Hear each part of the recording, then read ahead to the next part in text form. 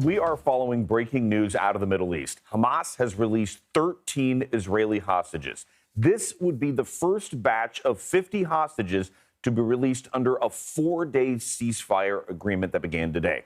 Now, this is a very fluid situation, so let's bring in CBS News contributor Robert Berger, who joins us from Jerusalem, and CBS News correspondent Lilia Luciano, who is in southern Israel. Lilia, we'll come to you first. You're there at the Hatzerim Air Force Base where the Israeli hostages are set to arrive. Kind of set the scene for us there. Omar, the scene first, all we see is a lot of media from all around the world. I'm hearing people speaking every language you can imagine. But the most important part, I'll tell you, I've just been watching images from media over in Egypt. What I've seen is some of the trucks from the Red Cross with hostages inside them seem to have crossed already from Gaza into Egypt. From there, of course, they eventually will come here. This is an air base where they're going to be received, provided they've already been provided, from what we understand, some initial medical assessments. I can't even call that treatment yet because we don't know what it consists of. But here there's blankets, there's toys, there is first aid, there is much of what will be needed in the form of first aid. And once they gather here at the base, from here they're going to take helicopters, which of course we are waiting to hear and see, to take the hostages to the hospitals where they're going to be treated and eventually meet with their families. So this moment right now, when we're speaking, we're talking about just moments ago, the hostages, those first 13 hostages from within which we understand and has been confirmed, it's women, children, some of the children perhaps with their own mothers, as they were not going to be separated. Other than the 13 hostages, there's already been 12 Thai hostages who were also captured on October 7th. Their negotiation was not part of the negotiation between Israel and Hamas with the U.S., Qatar, and Egypt as intermediaries. They were negotiated separately, but according to the Thai Prime Minister, they're already in Israel. We've also been hearing reports that among the 13 hostages that have just been released, none seem to be in critical condition. Of course, there's a lot of reporting that we need to corroborate as we go, but from the images that are coming of these trucks getting across the border into Egypt, across the Rafah crossing, and before they get here, it seems like some were sitting up, perhaps, I can't tell from the images because it's small, waving, but we're going to wait here for news of how many are getting across that Rafah crossing into Egypt and exactly when we can expect them here in this base. That will be the moment, of course, Omar, once they cross from Egypt into Israel, the moment that after these 48 days in captivity, that nightmare comes to an end for just these 13 and some of their family members who survived, and they get home. But from here on, it's a long road to recovery. And of course, keep in mind that there are more than 200 hostages that still need to get home. And let me bring Robert in here. I mean, there's the planning of this and the performance of this, Robert. Break this down for us. What more are we learning about the process? Is everything going as we expected? It's going, yes, it's going smoothly. I mean, this was supposed to happen at 4 p.m. Local time, and which is about 9 a.m. Eastern time. And sure enough, the 13 were released into the hands of the Red Cross, and now it's about an hour later, 2 hours later, and they've crossed the border into Egypt. So it's a very dramatic moment. And it seems to be unfolding as planned. By the way, this began with a ceasefire this morning at 7 a.m. local time. The ceasefire held. And so we've now seen this first batch released, which of course is just the beginning of this 4-day process, 4-day pause in fighting, in which we're going to see maybe 12, 13 Israeli hostages released each day. And now, once the Israelis get back to Israel and in the hands of the Israelis, they are supposed to release 39 Palestinian prisoners, which would include women and teenagers.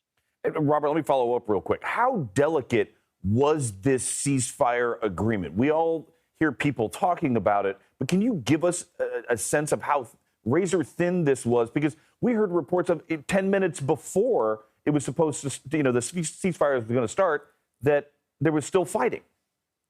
You know, that's how the ceasefires always are. There's a lot of fighting up until the end, and sometimes the ceasefires don't hold. You know, in the 50-day war back in 2014, there were a lot of ceasefires until the final one actually held, and so there's a lot of tension and anticipation leading up to whether or not this ceasefire would hold. But really, it's held. And even on the northern border, where there's been fighting between Israel and Hezbollah, that's even been quiet. So it's going very well so far. And Lilia, let me go to you there at the air base. You told us about the 12 Thai hostages who were also released. But for the Israeli hostages, are we learning names yet? I know that families were alerted, but is everything still kind of under wraps? Everything is under wraps. I've talked to advocates who are assisting, volunteering, basically representing the family because there's so much media interest. And what they're telling me is that up until the moment of the release, family members were, not that they're forbidden, but were speaking, and that they have kind of decided as a group that once the first hostages are released, for sure the families of those hostages released are going to stay tight-lipped, focus on coming together, on the needs of these hostages, and won't be speaking for several days. Of course, there are so many hostages and so many family members that certainly that rule, it's not something that would apply to all of the families and all of the hostages. But for now, we don't know exactly who has been released. That said, we are seeing some images of those trucks, and perhaps some people might be able to identify who is in those trucks. We don't know what kind of images the IDF might release in the coming hours, but what I can tell you is that all of Israel is stuck to their television sets right now in expectation. The families of the hostages that were released were told already yesterday, once the Israeli government received the list of who would be released today, they were told that their loved ones, that their family members are going to be released today. Once that release happens now today, I believe that around 4 p.m., once the hostages were given from Hamas to the Red Cross, the next list, tomorrow's list, is supposed to be released to the Israeli government. We don't know where that stands at this time, so we don't know who was released yet or who will be, but certainly in the next several hours, depending on what kinds of images and messaging comes from the government and the IDF, we might very well learn that. One thing I'll tell you is there's a great deal of expectation. Of course, our audience in the U.S., people are asking, I've seen it on social media, about Abigail, that 3-year-old American hostages whose both parents were killed. We don't know if she was released today, but it doesn't seem that that is the case from much of our reporting. That said, there is 3 more days to come in the ceasefire of exchanges of hostages, and potentially more if Hamas decides to turn 10 more hostages.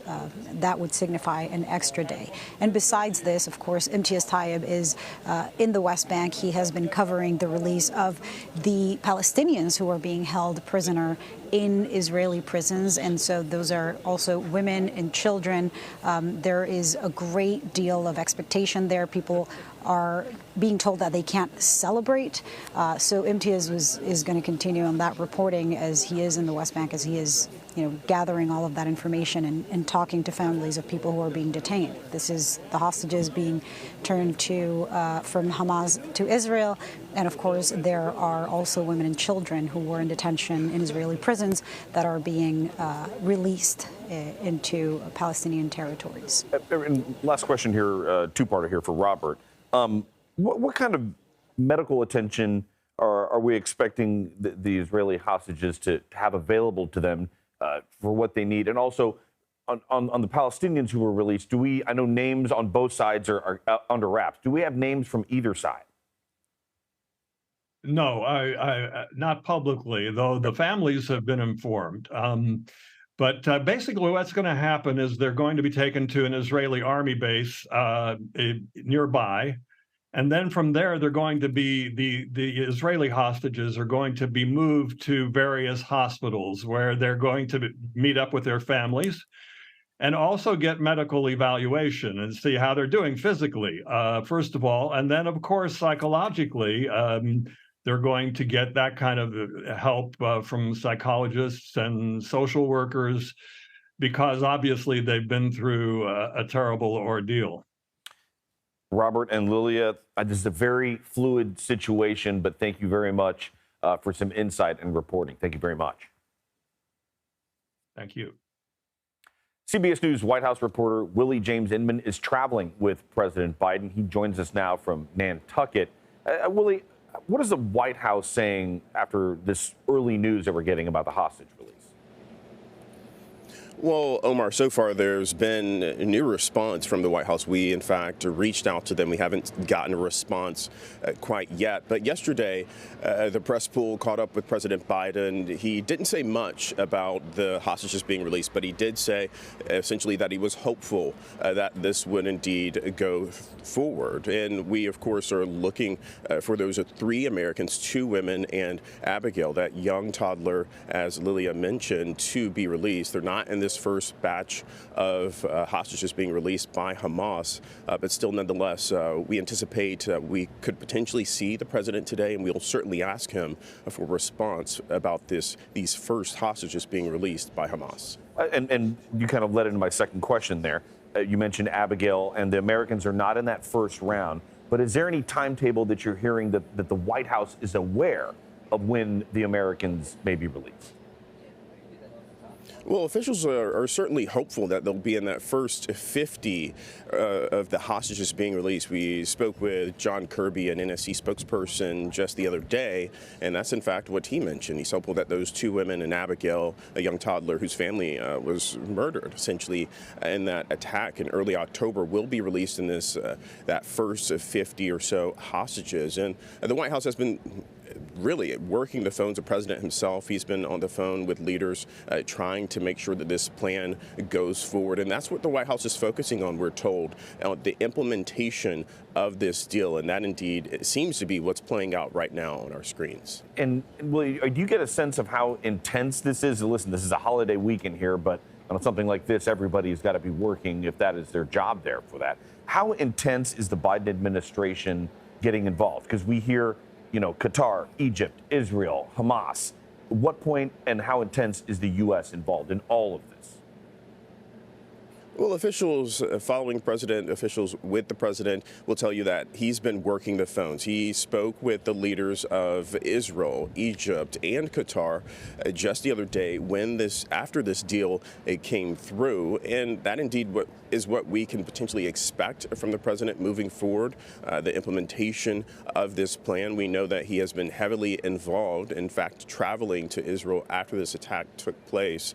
And you've seen White House officials, everyone from Secretary of State Antony Blinken travel to the region to help get this deal through. And the Qataris, they were very pivotal in helping to negotiate between Hamas and Israel, the United States being involved as well. And White House officials continue to stress that their focus, their priority is not only the implementation of this deal, but also getting those hostages home. And that's indeed what the president expressed yesterday when we briefly caught up with him, Omar.